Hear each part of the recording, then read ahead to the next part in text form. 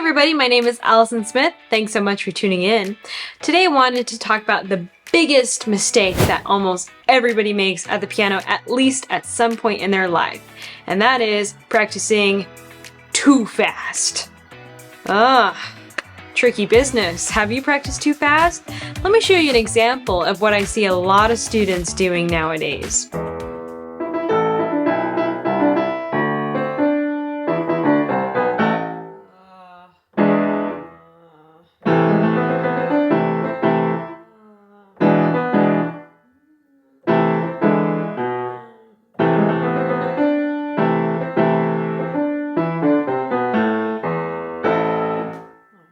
Alright, let's talk about what happened. Let's do a deep dive into what actually happened there. Did you notice I started the piece, right? Everything was going well. All of a sudden, I stopped. Then I started to get faster. Then I'm going so fast, I crash. I stop again. And this process is called the rush and stop practice method. When you're beginning to learn a new piece for the very first time, it's very natural for you to obviously play through the piece. You pause and stuff to figure out the right rhythms, the right pitches, and all of the things, right? It's inevitable that you're going to make some pauses when you're first starting to learn a new piece. Here's the problem.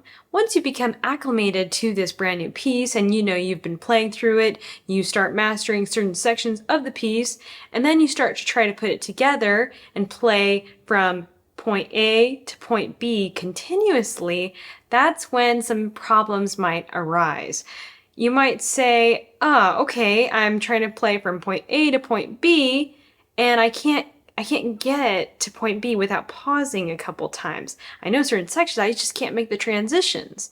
And then what happens is you try to play it at performance tempo, because obviously you got certain sections down, but you can't put it all together. It's like you got different elements of this house, but you can't put it to make the whole house, if that makes sense. And what happens is, it's even worse when you try to take it at performance tempo. So the solution is really easy. All you have to do is slow the piece down. Give your brain time to think, because what's happening is you have mastered certain sections in your piece. That's not the problem. The problem has now become you have taught your brain how to continuously stop and not have a full piece that's coherent. You need to slow the tempo down to give your brain enough time to prepare for those difficult transitions. Speed and difficulty often work in tandem. So when you increase the speed, you're also increasing the difficulty. And if you already had problems with the piece in the first place, now you're just increasing your problems even more. I know it's going to be boring. Who wants to play piano music slowly when we all heard how it's supposed to sound, right? You got to give yourself a lot of patience. Here's what I usually tell my students that have this problem with this rush and stop practicing technique.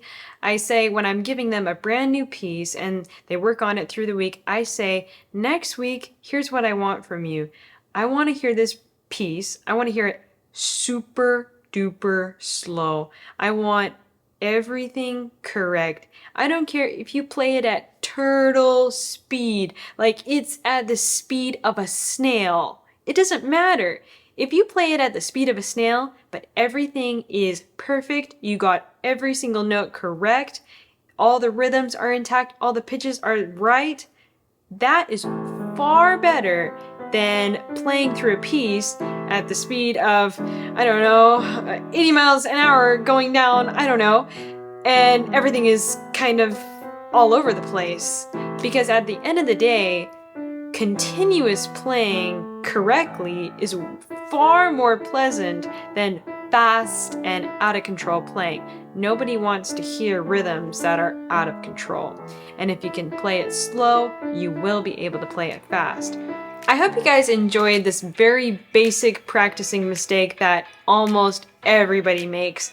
including my own self. I often have to tell myself, okay, let's slow down, let's take out the metronome, let's control the falling snowball, right, before it gets bigger and bigger.